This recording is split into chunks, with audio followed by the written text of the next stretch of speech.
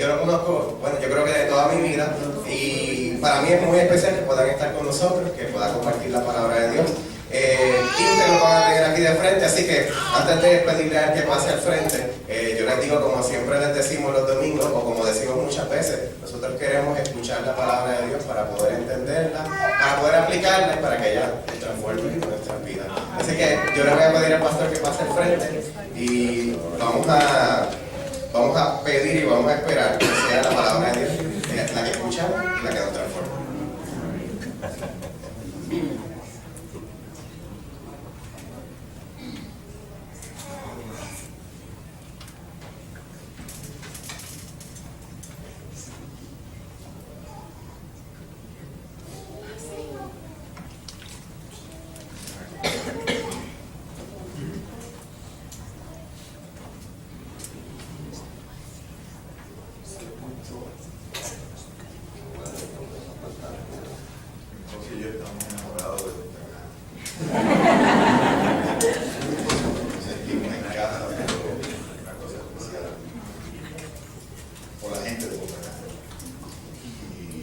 Típicamente rápido entro a la predicación, pero tengo que realmente, antes de conseguir dar gracias por la forma en que nos han recibido, la hospitalidad, las buenas conversaciones y los procesos también de todo sentido. La comida está espectacular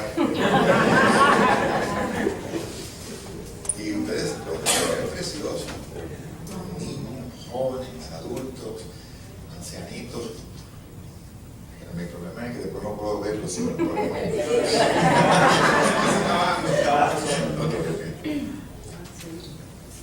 Gracias.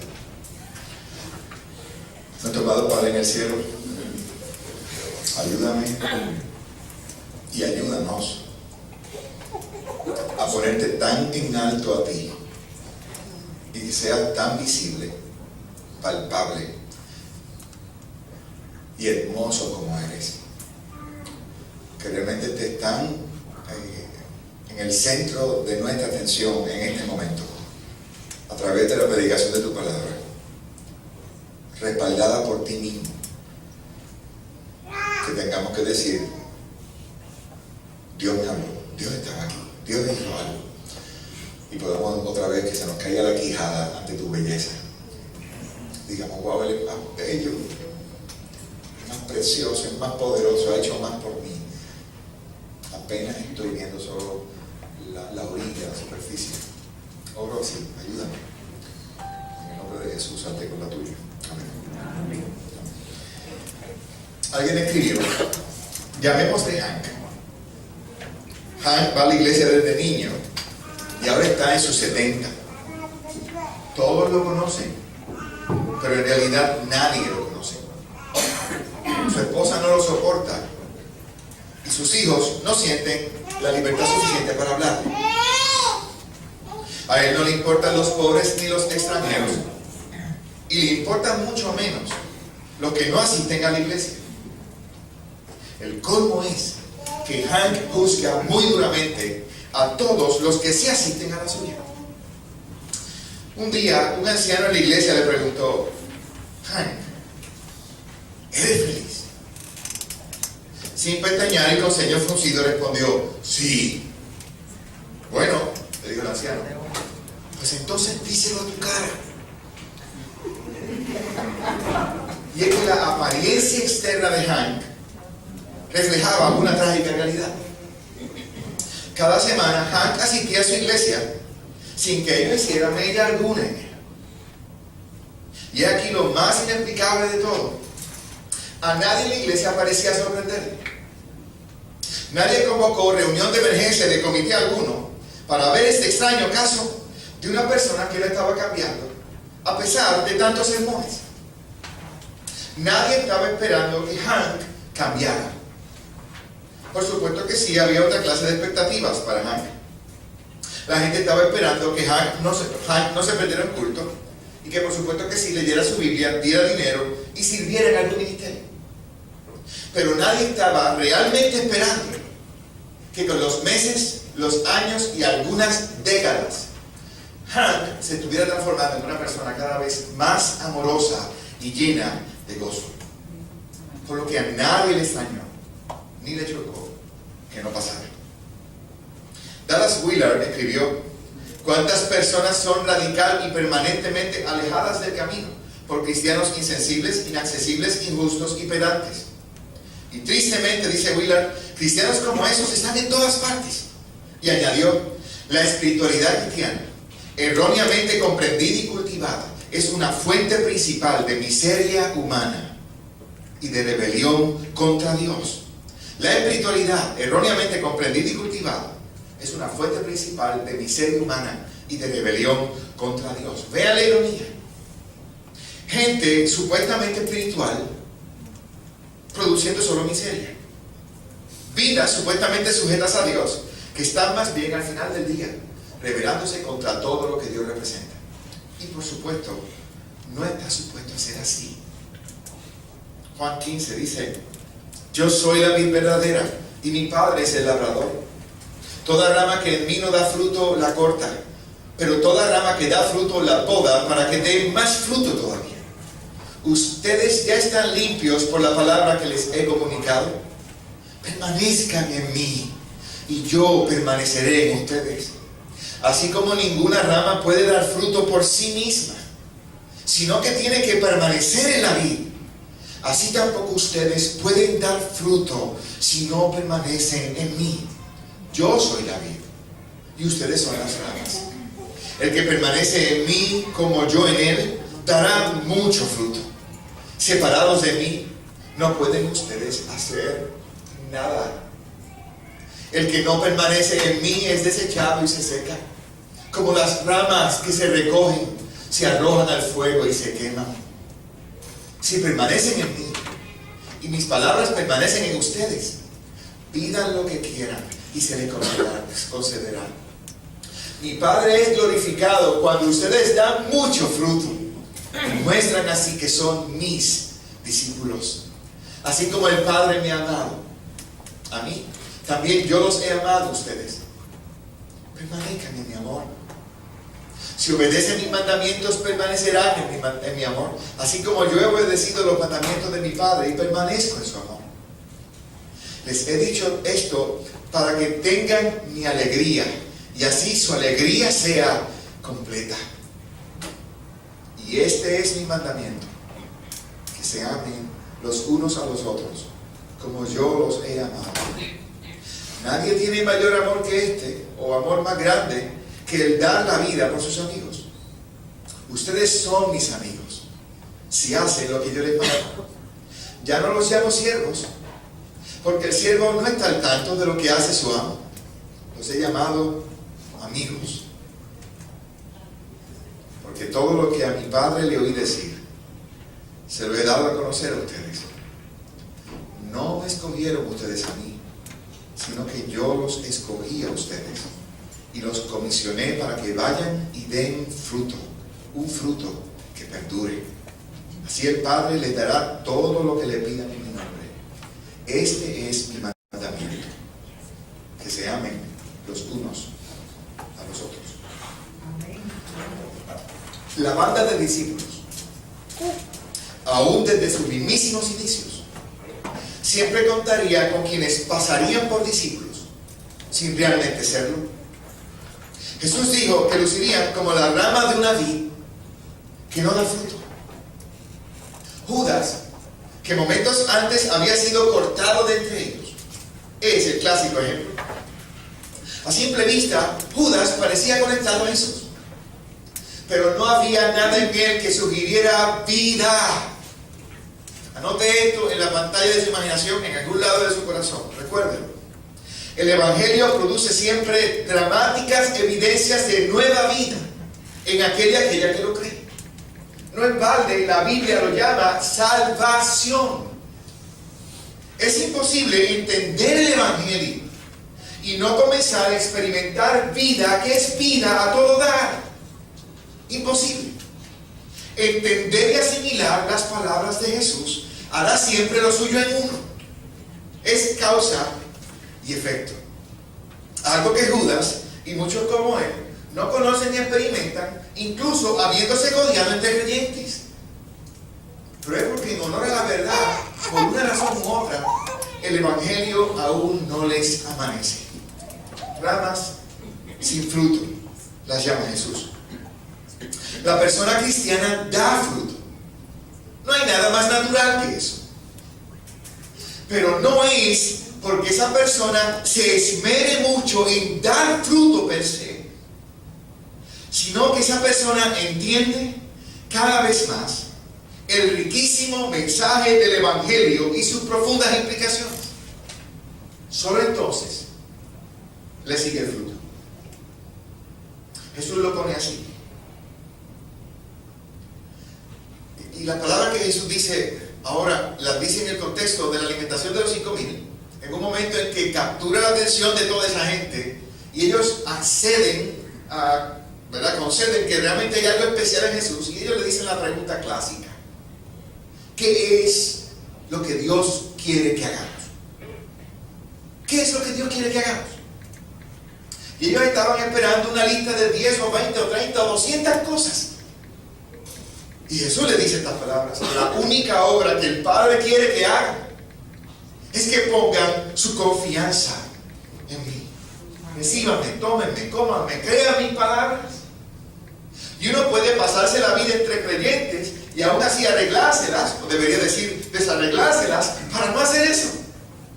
No entender, y mucho menos abrazar cada vez más el glorioso sentido de las palabras de Jesús.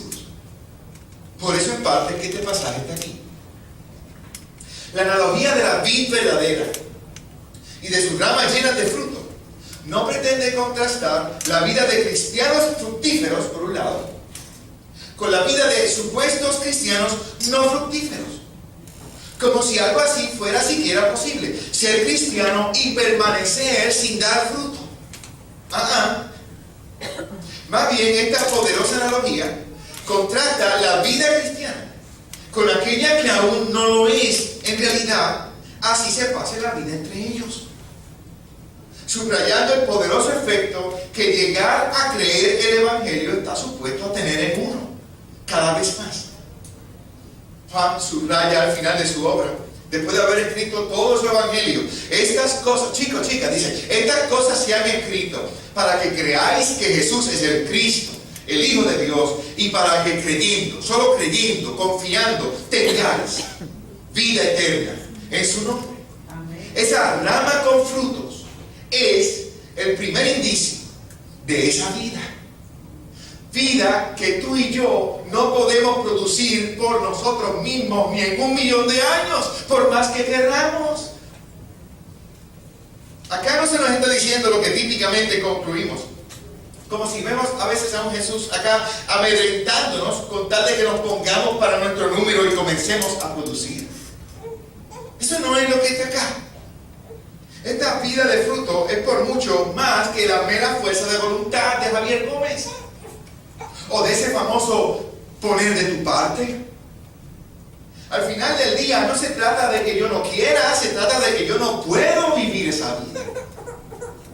Los fariseos en un momento dado le hablan, el apóstol Pablo en Romanos 7 y 8 básicamente está respondiendo a una tesis, que era la tesis de los sombreros blancos y los sombreros negros. La gente que tiene sombrero blanco son los héroes, los buenos, y la gente que tiene sombrero negro eran los malos, todos los películas de vaqueros. Y ellos decían: Israel tiene un serio problema, estamos en graves situaciones, pues porque hay un montón de gente que está viviendo un montón de pecados, están con un montón de cosas horribles, las prostitutas, los publicanos. ¿Qué pasaría, Jesús, y qué pasaría, Israel, si todos quisieran ser buenos como nosotros? Y Pablo nos dice: chicos, ese no es mi problema, yo quiero, es que no puedo. El asunto no es tratar de que la gente quiera ser bueno. Aún si lográramos que todo el mundo quisiera ser bueno, estaríamos en graves problemas aún, porque no se trata de querer meramente, se trata de que no puedo. No tengo en mí mismo lo que se necesita para producir esa vida de fruto.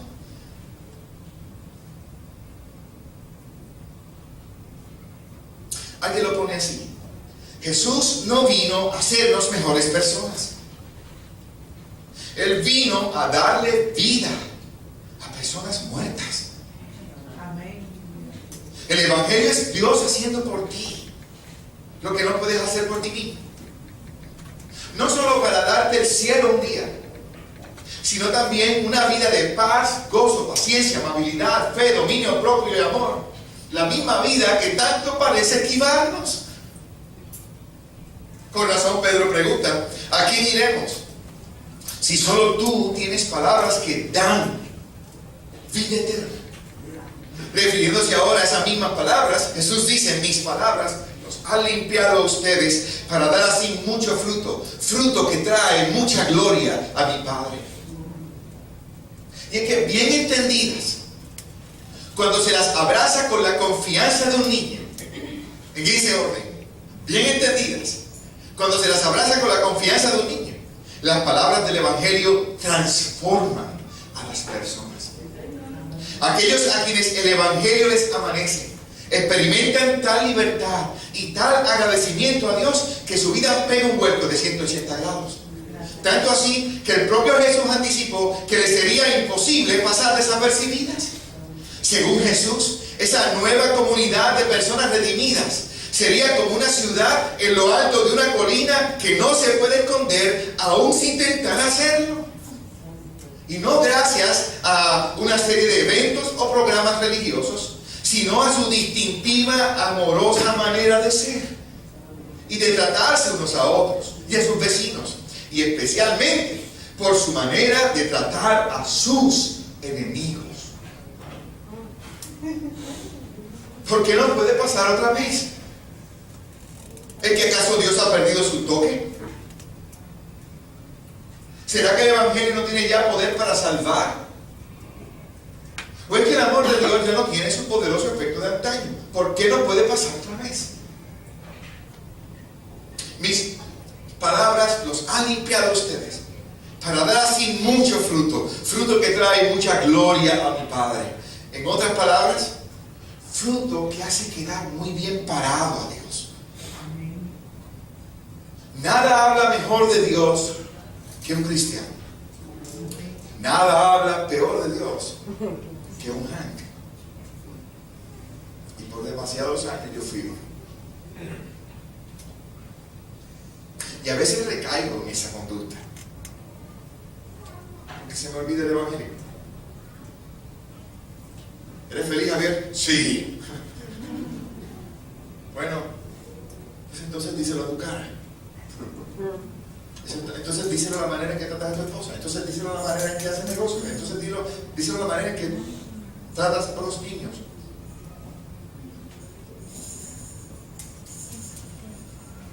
Alguien puso esto así: la gloria de Dios es un ser humano plenamente vivo. Otra persona dijo: Dios es más glorificado cuando más satisfechos, llenos, realizados, felices estamos en Él, independientemente de la condición externa. Nietzsche confesó, y esta es la única cita que hago de Nietzsche: creería en Cristo si los cristianos que conozco lucieran como personas que han sido salvadas. En nuestro texto para hoy, entre muchas palabras, en nuestro texto para hoy, la palabra para ello es gozo. Especialmente un gozo que no hace sentido. Les digo todas estas cosas para que mi gozo esté en ustedes.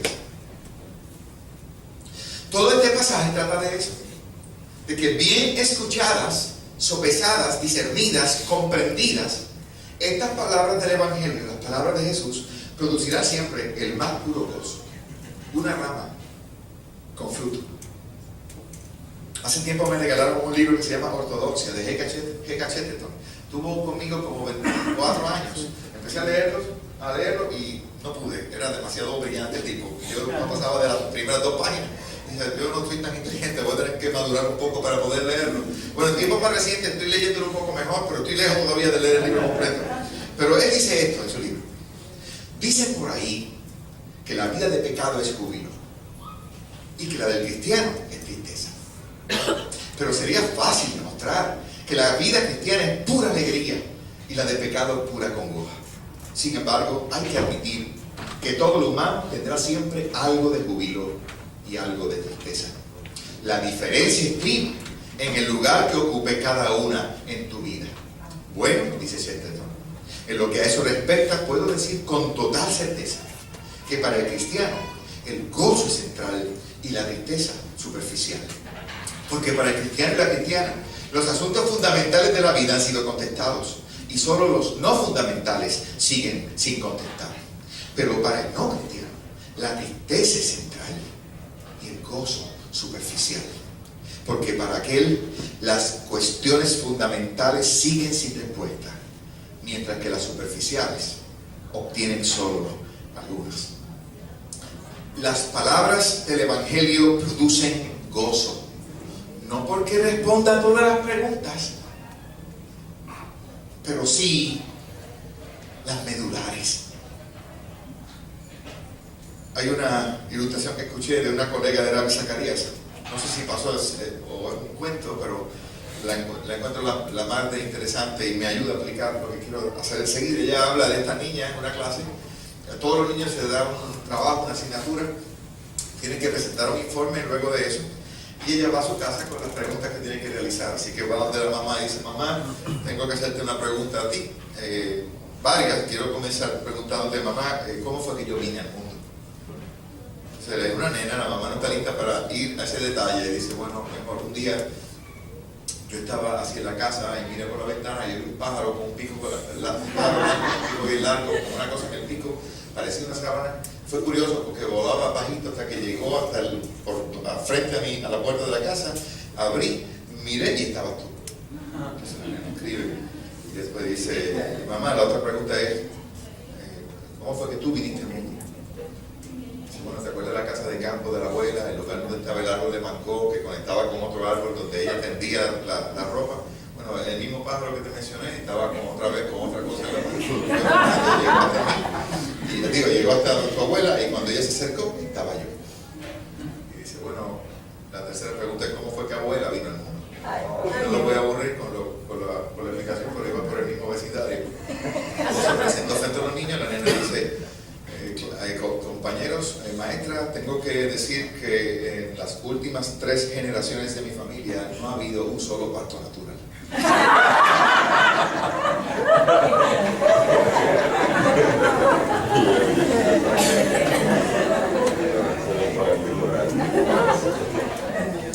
El gozo del Evangelio no resulta de un cuentito que nos decimos a nosotros.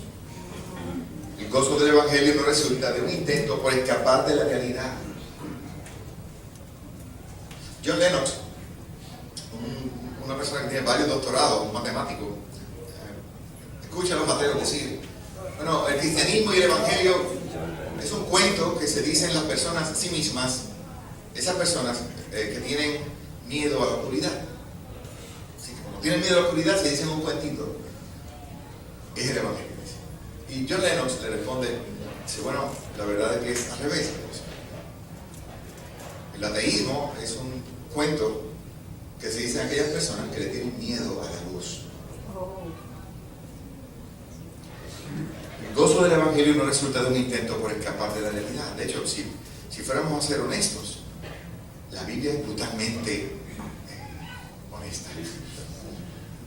Por años, mi esposa y yo no permitíamos que nuestros hijos leyeran ciertas porciones de la Biblia. Y está bien eso, ser un buen papá.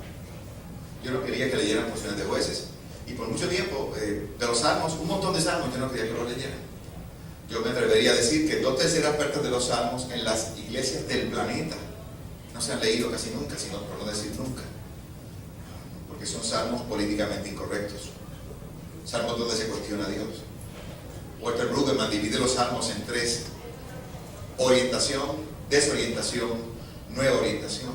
Y es porque la vida es así, a veces orientada, a veces desorientada. Me movieron el piso y las cosas no son como eran y de pronto mi fe parece fallar. No es la fe la que está fallando, es mi percepción de la fe. Y luego hay una nueva orientación. Entonces, 2/3 partes de la Biblia están en este asunto de desorientación. Nos gusta leer los salmos que decimos: el sol salió y todo está cool, hay trabajo y oré y se sanó. Hay un montón en la Biblia que habla de una realidad cruda. La Biblia dice que es de noche. La buena noticia es que está por amanecer. La Biblia no es una negación de la realidad. Dice que tenemos un enemigo que va por la yugular, no por los capilares. Nos dice que vivimos fuera del paraíso. Tú y yo no hemos probado a qué sabe un limoncillo. Lo dije bien. Quenepa, Puerto Rico, ustedes lo saben. Ustedes tienen mejores palabras para la fruta que nosotros. Quenepa, ¿dónde sale eso? Eso no me hace ningún sentido. Limoncillo sí. Mamoncillo como los cubanos.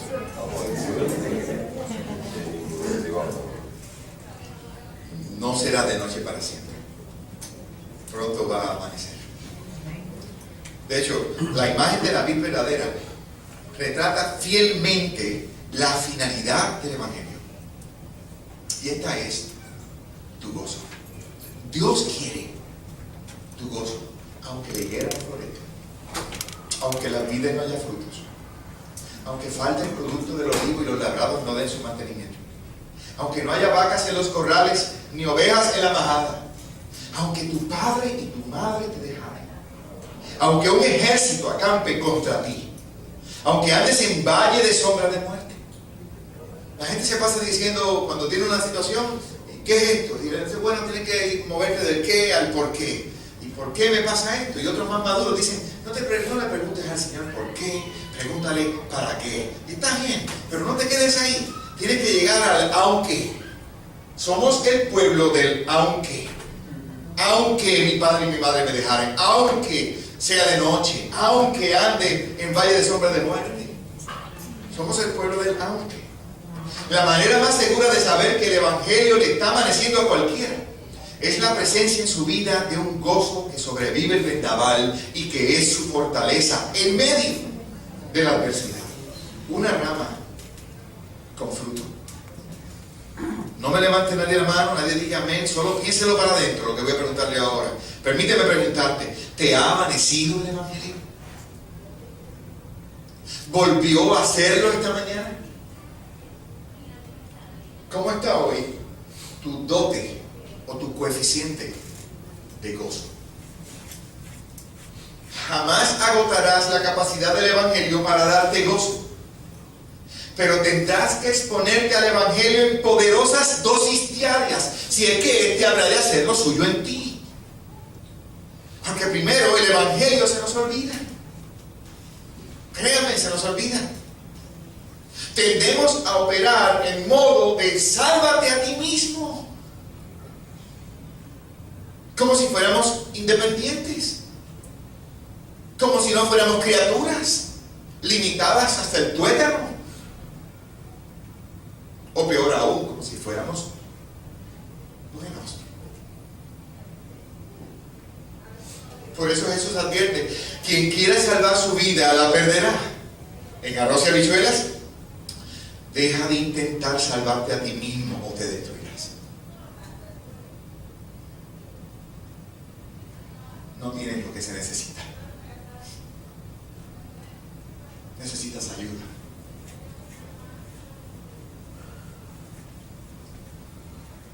Necesitas exponerte a una buena dosis, poderosa dosis del Evangelio diariamente, si Él te habrá de hacer lo suyo en ti. Porque el Evangelio se nos olvida. Y segundo, y ligado estrechamente con lo anterior, porque requiere tiempo y muchísimo Evangelio, aprender a vivir como libres, especialmente después de toda una vida como esclavo. Yo tuve el privilegio de ir a Nicaragua, he ido a varios lugares por la gracia de Dios, y fue un lugar que era un montón de basura, y vivía gente allí.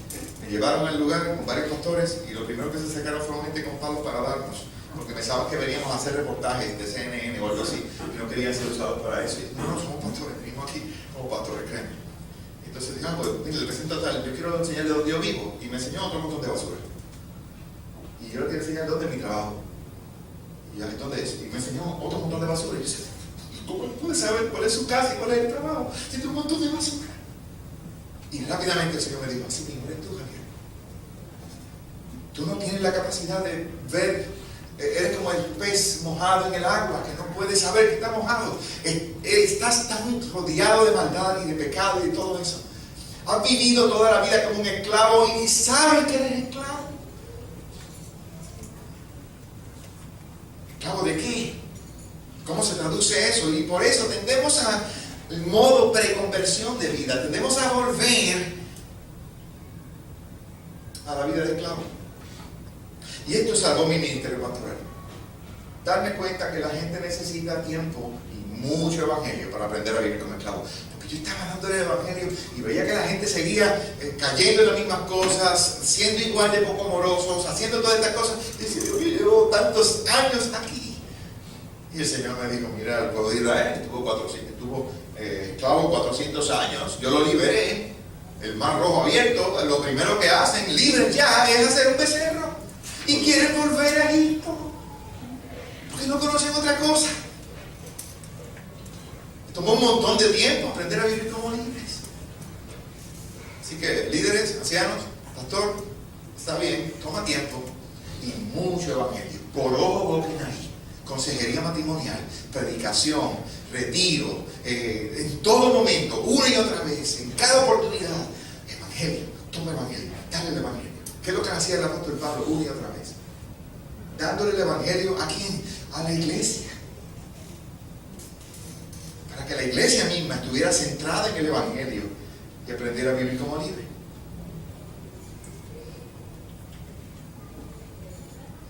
Eugene Peterson dice que arrepentirse es darse cuenta de que desde pequeñitos se nos ha dicho una sarta de medias verdades acerca de virtualmente todo, que es ser hombre, que es ser mujer, que es la muerte, que es el planeta, que es la vida, que es la felicidad. Pero que ahora Dios en Cristo me dice la verdad. Arrepentirse, me tomaron el pelo, me han dado todo este librito y nada de esto es exactamente como es. Y Dios en Cristo ahora me dice la verdad. Toma tiempo y mucho evangelio. Aprender a vivir como libres. Y tercero, entender y creer el evangelio requiere que ames la verdad, sea donde sea que la verdad conduzca. ¿Eso se entiende? Es como la ciencia. Tú tienes una tesis y dices, yo creo que si hago esto, lo que yo pienso que va a ser el resultado de mi experimento es este. Y si la tesis, el experimento no comprueba tu tesis, hay gente que empieza a cambiar los resultados. Porque quieren tener razón. Y dice, eso no es ciencia, eso es prejuicio, eso es un juicio de antemano. Eso es, yo no quiero que esto sea verdad. Y como no quiero que sea verdad, tapo la verdad. El que tenga oídos para oír, que oiga. El problema, dijo Jesús, nunca ha sido que la gente no tenga oídos para oír. El problema es que quieran oír. Porque la verdad nos pone mala luz. Por eso con el tiempo las luces en los espejos son cada vez más opacas. Porque empiezan a verse todas las cosas desperfectos en mi rostro que no quiero que se vean. Hombres y mujeres son igual. En nuestro texto Jesús advierte que asume una tormenta que no lo tocaría solamente a él y que por evitar la persecución algunos coquetearían con prescindir de él. Mala idea, porque la fe cristiana consiste de darse cuenta de cuán desesperada es la condición humana y de estar radicalmente convencidos de que no podemos valernos solos. Alguien escribió, cuando creer en Dios se torna en algo difícil de hacer, la tendencia es alejarse de Él.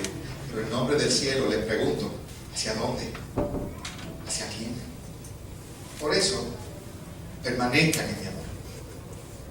El Evangelio no son buenos consejos, son buenas noticias. Comenzando con que Dios te ama. Y ustedes han escuchado mucho eso aquí. Permítanme recordárselos. Dios te ama. No porque seas listo, o rápido, o hermoso. No porque seas quien la gente dice que eres. Él te ama porque te ama. Su amor por ti dice muy poco de ti. Dice muchísimo de Él. El Evangelio es Dios haciendo por ti lo que no puedes hacer por ti mismo. Alguien dijo que el Evangelio es que eres más malo de lo que habías sospechado jamás, pero que eres más amado de lo que jamás te habrías atrevido a soñar. El Evangelio no trata tanto acerca de lo que tú haces, sino que trata esencialmente de lo que Dios hace. Un pastor lo puso así, la religión, y tristemente a veces convertimos la fe cristiana y religión, se deletrea H-A-C-E-R, hacer, tienes que hacer. El Evangelio se deletrea H-E-C-H-O, hecho. No has sido llamado a ganarte su amor. Deja que eso te ladre, percole, llegue adentro de ti. No has sido llamado a ganarte su amor. Has sido llamado a permanecer en su amor. No obedecemos para llegar a ser amados. Obedecemos porque ya lo somos. No nos mueve el miedo, nos mueve el agradecimiento, no nos mueve la culpa, nos mueve su amor. La religión dice: Dios te ama si eres fiel, Dios te ama si obedeces, Dios te ama si eres bueno, si eres amable. El Evangelio dice que Dios te ama porque te ama. Y ese amor de Dios, otra vez, dispara tu amor, un trigger. Nosotros amamos a Dios porque Él nos amó primero. Y este mundo sabe mucho de religión, pero bien poco de evangelio. Por lo que se va a rascar la cabeza incrédulo cuando una persona centrada en el evangelio hace lo impensable. Ama a sus enemigos. Pone la otra mejilla a quien le ha golpeado en la primera. En vez de llevar la carga por una sola milla, el soldado que le ha obligado a llevarla, va y la carga por 2 millas. Y a todo aquel que le pide le da sin mirar a qué comunidad o grupo o condición económica o ideológica pertenece. Y cuando llega un vecino musulmán o de otra fe, o quizás alguien que se identifica como homosexual a su vecindario, en vez de evitarlo o cuchichear a sus espaldas a costa suya, se allega a su puerta y le dice que para cualquier emergencia que se le presente, no dude en llamarle. Gesto con el que prepara el terreno para con el tiempo, luego de ganarse el derecho a ser oída, poder ofrecerle el mayor obsequio de todos, una introducción al Dios que la ama. En demasiados lugares, el mundo está por ver a un cristiano de verdad. Imagínense entonces si vieran a toda una iglesia centrada en el Evangelio, llena del amor y el poder del Espíritu, para la gloria del Padre y gozo de Puerto Rico y el mundo. ¿Por qué no puede pasar otra vez? Termino con esto. Un profesor que respeto mucho nos tenía así cautivos en la clase y dice: bueno, alguien me dijo un término teológico, no, explíqueme este, papá, más o menos explicamos. Otro término teológico, papá, chévere. Después dice: ok, alguien explíqueme qué es gracia. Y empezaron a hablar y dicen: déjenme ayudarlos con unos ejemplos. ¿Es gracia esto? Y ahora yo se lo doy a ustedes. No es una prueba, tranquilo. No. Usted está viendo un juego de béisbol con su familia, que está disfrutando de sus hijos, de su esposa o su cónyuge en su cuarto. Está todo nice, y de momento oye que alguien golpea con fuerza la puerta. Y cuando usted sale, evidentemente es alguien que está en una condición bien difícil. Y dice: Señor, por favor, este tiempo no como, por favor, puede ayudarme. Y usted está esto es como una interrupción, pero ve la situación y dice: bueno.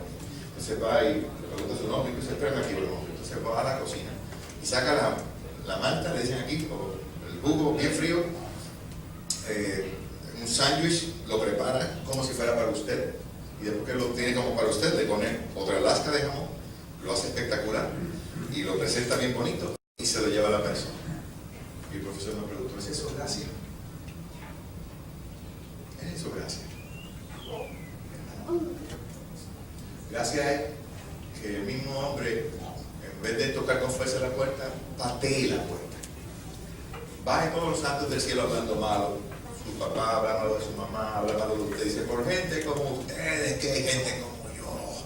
Y cuando usted se da cuenta, le ha dañado todo el landscape y ha tirado al suelo algunas de las cosas que usted usaba para decorar su casa. Hay una ventana rota por una pedrada que tiró y sigue el tipo por el puño diciendo: los maldigo. Y usted coge y cuando se asoma, él se da cuenta, usted regresa un momentito y sale detrás, abre la puerta, y cuando él ve que usted sale para enfrentarlo, él dice el último improperio y sale corriendo. Y usted se le va a dar corriendo. Y lo corre 1 cuadra, corre 2 cuadras. La tercera lo agarra, le hace un tackle, lo tira al piso y le dice: toma, tienen el pan. Eso es gracia. Ninguno de nosotros buscó a Dios. Ninguno de nosotros escogió a Dios. Él nos escogió a nosotros. Cuando éramos sus enemigos. Que no se nos olvide. Y cuando se nos olvide, dígale a alguien, recuérdame el Evangelio. Llega a la iglesia en esa semana que típicamente todos pasamos, y en vez de venir todos por ahí, todos bien puestos, digan, por favor, yo necesito que me den una buena dosis de Evangelio, porque este mundo es una selva. Y estoy otra vez en modo de sálvate a ti mismo. Y estoy otra vez creyendo que tengo que ganar el amor de Dios. Y yo necesito recordar la gracia de Dios. Necesito recordar el Evangelio, que esto es una buena noticia. Yo digo que el encuentro de la iglesia es el medio tiempo. Y que luego allá afuera. Aquí no solo nos reunimos, no digo yo, lo copié de un pastor. Este es el medio tiempo, donde unos a otros nos decimos, no estás loco por dar tus diezmos y dar incluso más allá de lo que parecería sano juicio hacerlo, a gente le dan dinero para que haga cosas. No estás loco por hablarle a alguien del amor, no estás loco por correr a alguien 3 cuadras, darle un tackle y decirle, toma, aquí tienes pan. No estás loco. Y unos a otros nos pongamos aceite y nos digamos, todo va a salir bien. Eso es lo que hacen en el medio tiempo los jugadores. Sea que estén ganando o perdiendo el juego, se sientan, hay un poco de masaje, algunos se dan una ducha y después que están otra vez set, hacen otra estrategia de nuevo y dicen, ok, vamos a salir de afuera. Porque allá es el juego, no aquí es un mamey. Y de hecho, ¿no están? Aquí se dice mamey. ¿No? Traduzcan. Un mamey. No es un mamey. Es eso. Nuestro amado Padre en el cielo. De nuevo, no tenemos que inventar la rueda. A veces creemos que sí. Creemos que necesitamos crear esta gran estrategia. O creemos que tenemos que empezar a hablar de cosas más profundas, entre comillas, como si hubiera algo más profundo que el Evangelio. Ayúdanos a ver la orilla del Evangelio, pero también sus profundidades. No somos capaces de tirar una sonda que toque fondo allí. Ayúdanos, Dios, a depender de ti, a renunciar a la absurda idea de que en mí mismo tengo lo que necesito. Eres tú en mí. Y Dios, ayúdanos a ser una iglesia centrada en el Evangelio. Y entonces, como consecuencia, aumentar el fruto. A veces será chiquitito y va a ir creciendo y va a ir creciendo. Habrá temporadas, pero habrá fruto. Y será tuya la gloria. Y la gente dirá, wow, qué tremenda persona eres. Y alguien de nosotros dirá, si tú supieras. Si no fuera por Cristo en mí, si tú ves algo bueno en mí, es que estás viendo a Cristo en mí. Si fuera por mí, Dios, ayúdame, de verdad, ayúdanos. Y gracias por este tiempo, y gracias por esta ciudad colocada sobre esta colina que está supuesta a ser tu iglesia, acá en Punta Cana. Gracias, Señor, porque somos parte de la misma iglesia, tu iglesia.